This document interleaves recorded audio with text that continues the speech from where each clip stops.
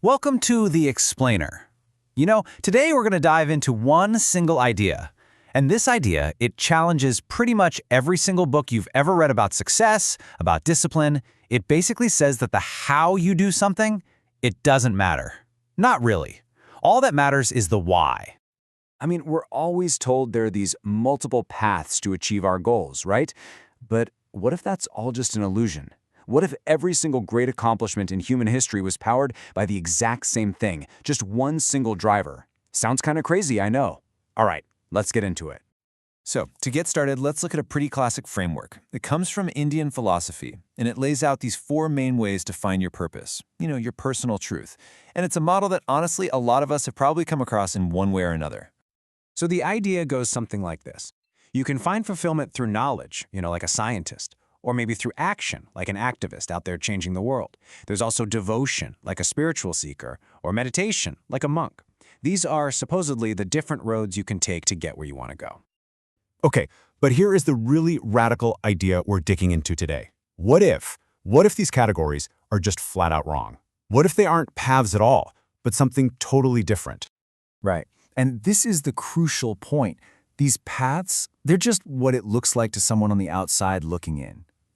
An observer sees someone buried in books all day and says, "Oh, that's the path of knowledge." They see someone else singing praises and they label it the path of devotion. But that's missing the real story. It's completely missing the point. And this right here, this gets to the absolute core of the problem. See, just labeling things, that's easy. Anyone can do it. But it's also kind of the laziest way to think. It doesn't explain why a tree is a tree, it just gives it a name.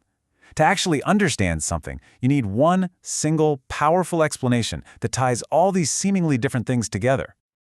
Okay, so if these four paths are really just misleading labels, then what is the real engine behind achievement? What's the one explanation that can actually cover all of it? Well, the theory we're unpacking today says that truth or success, it's not a path you pick from a menu. It's more like a formula. It's two things. Number one, a crystal clear goal, a destination. And number two, the absolute fastest, most efficient way to get to that destination. That's it. And boom, that right there is the heart of it all. The real engine, the real source of power. It's not the method you use. It's an unshakable, all-consuming desire for the goal itself. The why. The why is literally everything. And you can see how it's just a chain reaction, right? It all starts with that burning why. That desire is so intense, it forces you to find the most efficient way possible to get what you want. And all those actions you take, the thing people call a path, that's just a consequence. It's a byproduct of that relentless search for efficiency. When you think about it like that, it completely reframes how we see successful people and their habits. It basically takes the entire self-help industry and flips it completely upside down. Yeah, this is such a great way to picture it. From the outside, you see an entrepreneur grinding for 18 hours a day and you label it discipline or amazing work ethic. But from their perspective, from the inside, they're not choosing to be disciplined. They feel this overwhelming compulsion. The need is so strong that working 18 hours isn't a choice, it's just the most logical, most efficient thing to do to get to the goal. Let's make this super concrete. Think about the famous mystic, Mirabai.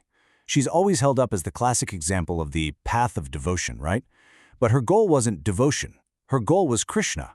If someone had told her with a 100% guarantee, "Hey Mira, solve these physics equations and you'll reach Krishna," she would have become the greatest physicist the world has ever seen. The path was totally irrelevant to her. It was just a consequence of her all-consuming goal. So what does this mean for all those habits the self-help gurus are trying to sell us? Waking up at 4 a.m., the intense focus, the crazy diets. It means they've got it completely backward. Those things are not the cause of success. They're the results. They're just the visible side effects of someone who has a why so powerful that doing those things becomes totally unavoidable. Okay, picture this. A father's child is sick and he's rushing to the hospital. Is he thinking to himself, "I need to be motivated right now," or "I must demonstrate a strong work ethic"?